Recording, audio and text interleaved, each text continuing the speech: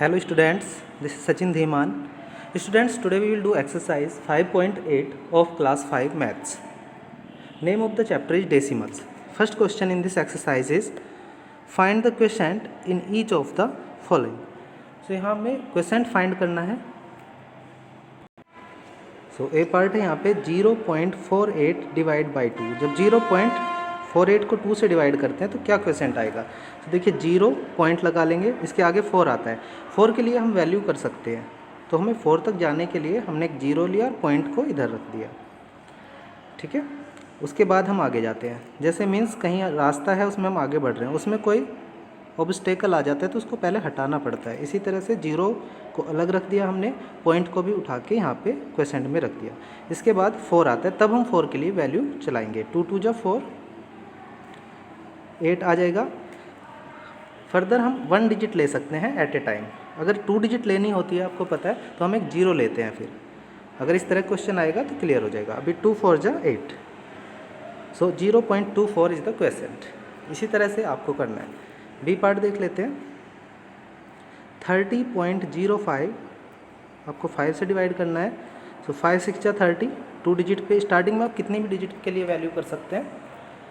आगे फिर पॉइंट है आगे जाने के लिए, तो पॉइंट को जब भी आ जाता है उससे पहले हमें इसको इधर क्वेश्चन में लगाना होता है. उसके बाद हम 0 पे पहुंचते हैं, तब ये हमने 0 लिखी. अब 0 लिख के तो वैल्यू चलती नहीं है 5 के लिए, because 0 is less than 5.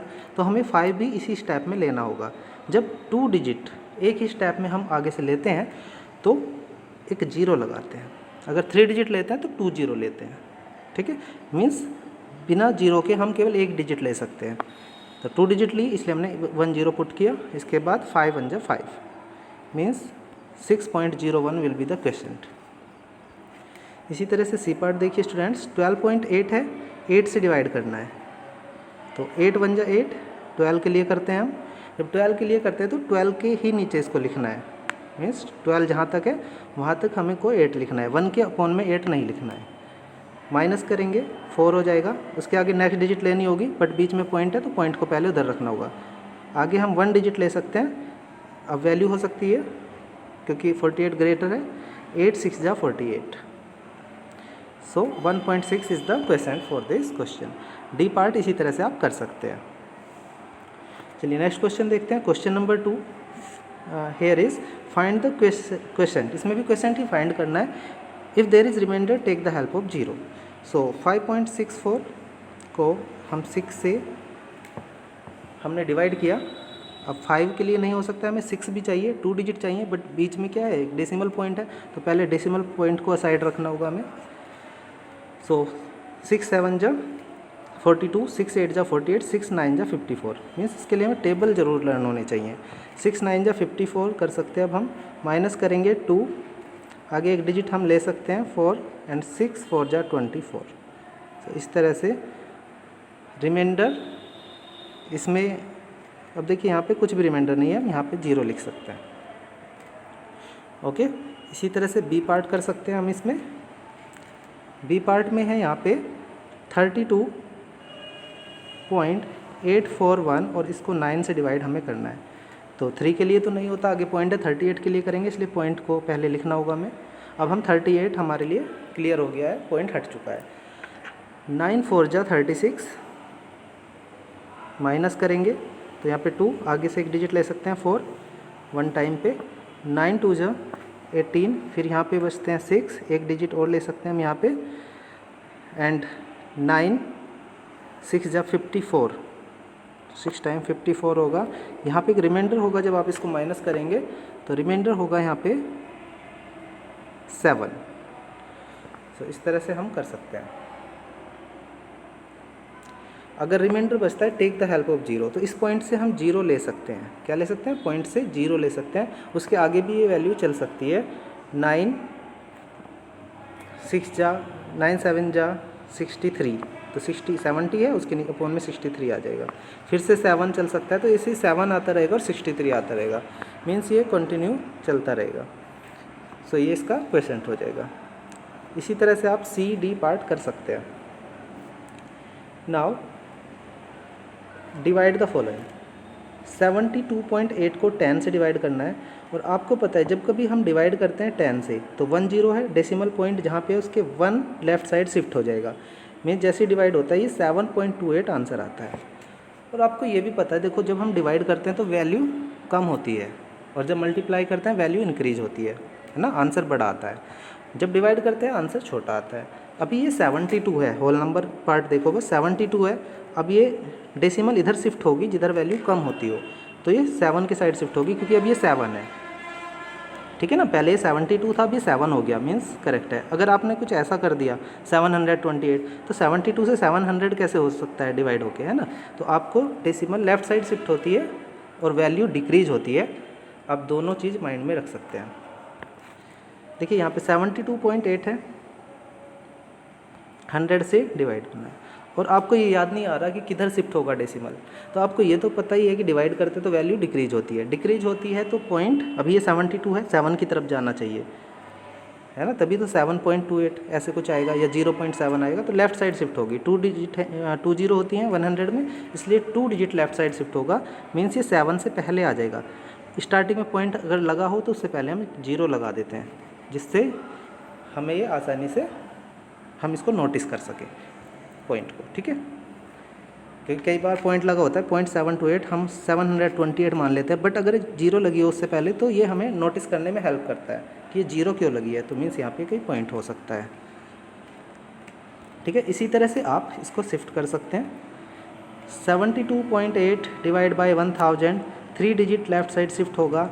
Means 3 digit हमारे पास है भी नहीं, पॉइंट यहाँ पे है 2 के बाद, तो 1 डिजिट 2 डिजिट, थर्ड डिजिट नहीं है तो हम एक 0 लगाएंगे और इसके आगे ये आ जाएगा, पॉइंट लगाएंगे यहाँ पे और एक 0, मीन्स 0.0728 यहाँ पे आंसर होगा। देखो ये 3 डिजिट इसने कवर किए। Okay, so rest of the part you can do like this. Question number 4 है यहाँ पे, fill in the missing divisors. हमें मिसिंग डिविजर्स को यहाँ पे लिखना है, तो कैसे कर सकते हैं। देखिए यहाँ पे 72.6 है और डेसिमल 2 के बाद था उससे पहले आ गया, मीन्स लेफ़्ट साइड शिफ्ट हुआ है। जब लेफ़्ट साइड शिफ्ट हुआ है 1 प्लेस, मीन्स 10 से डिवाइड हुआ है। जब लेफ़्ट साइड शिफ्ट होता है मीन्स यहाँ पे 10 आना चाहिए, 10 से डिवाइड हुआ है।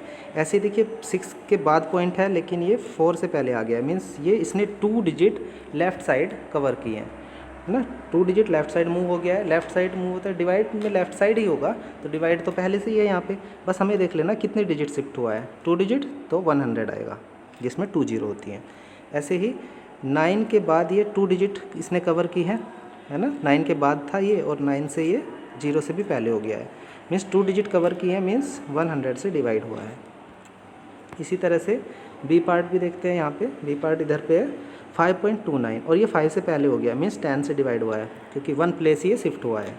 इसके बाद 2 के बाद था, 2 से पहले हो गया, देखो यहाँ पे था ये और यहाँ पे हो गया 2 से पहले, यानी 10 से ही डिवाइड होगा, 1 डिजिट शिफ्ट हुई है।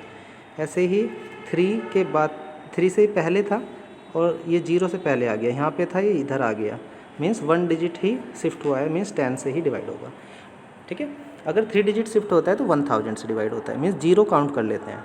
1 डिजिट हुआ है तो 10 में 1 0 होती है, इसलिए 10 से डिवाइड करते हैं। क्वेश्चन नंबर 5 देखते हैं, if 1 inch is equivalent to 2.54 centimeter then how many inches are there in 20.8 centimetre.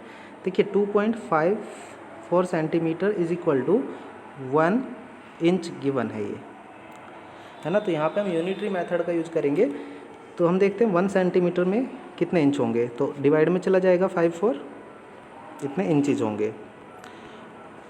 और अगर हमें कहना है 20.8 सेंटीमीटर में कितना होगा, तो 20 जब 1 का पता है तो 20.8 सेंटीमीटर में ये मल्टीप्लाई में आ जाएगा। सो ये आ जाएगा 1/2.54 मल्टीप्लाई में आ जाएगा 20.8, तो 20.8 की 1 से मल्टीप्लाई हो जाएगी। इसके आगे देखते हैं क्या हो सकता है। सो ये 20.8 अपॉन 2.54 इंचेज हो जाएगा।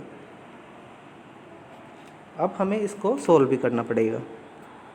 तो देखिए दोनों में डेसिमल पॉइंट है और हमें डिवाइड करना है, तो इसके लिए हमें डेसिमल पॉइंट रिमूव करने होते हैं। और उससे पहले हम क्या करते हैं, डेसिमल पॉइंट को रिमूव करने के लिए लाइक डेसिमल बनाते हैं। तो यहाँ पे एक जीरो आ जाएगी लाइक डेसिमल बनाने के लिए। अब 2 डिजिट यहाँ पे है, 2 डिजिट यहाँ पे, तो पॉइंट रिमूव कर सकते हैं, पॉइंट से पॉइंट रिमूव कर सकते हैं। अब हमारे पास है 2080/254, पॉइंट रिमूव हो गया है।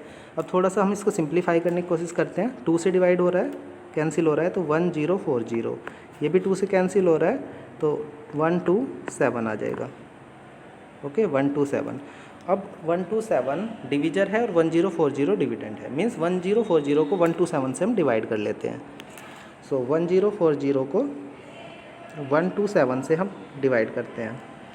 तो 12 देखते हैं, देखो नियर अबाउट 12, इसको आप डिवाइड कर सकते हैं। 104 के लिए करिए 12 का टेबल। 12 9 जा 108 होते हैं, 12 8 जा मीन्स 12 7 जा के आसपास इसमें हमें देखना पड़ेगा। सो देखते हैं 127 की मल्टीप्लाई 7 से करिए क्या आता है। 7 7 जा 49, कैरी 4, 12 7 जा 84 एंड 4 88, 889 आता है। ठीक है, माइनस करते हैं, 1 बचता है यहाँ पे 3 और 5 बचता है यहाँ पे 9 माइनस 1, 151 बचता है। मीन्स ये 8 के लिए वैल्यू होनी चाहिए थी। 12 8 जा 96 होते हैं ना, 8 के लिए होनी चाहिए थी। तो हम अब क्या करते हैं, 8 के लिए वैल्यू चेक करते हैं। जो मीन्स इस तरह से आपको चेक करनी है, जहाँ पे सही आ जाएगा वहीं पे आप कर सकते हैं। सो 8 किया मैंने, 8 7 जा 56, कैरी 5, तो 101 ऐसे मल्टीप्लाई करके आ जाएगा। आप इसको माइनस कर लीजिए, 4 24 यहाँ पे बचता है।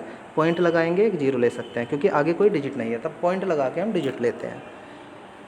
ठीक है, पॉइंट लगाया हमने। अब 1 टाइम ही वैल्यू चल पाएगी ये, तो 1 टाइम देखते हैं। 127 माइनस करेंगे फिर से, यहाँ पे 3, यहाँ पे 3 माइनस 2 1 और यहाँ पे 1 113। पॉइंट से हम जीरो लेंगे और नियर अबाउट वैल्यू फिर से ये 8 टाइम चलेगी क्योंकि 1016 था 8 जा, और ये ऐसे ही चलती रहेगी। बस 2 डिजिट तक हम इसको ले लेंगे, मीन्स 8.18 इंचज़ होगा ये answer approx, means near about. तो आप लिख सकते हैं 8.18 inches approx. So students, I hope you have understand this exercise. Do the practice of this exercise. See you in next video. Thank you for watching. Have a nice day.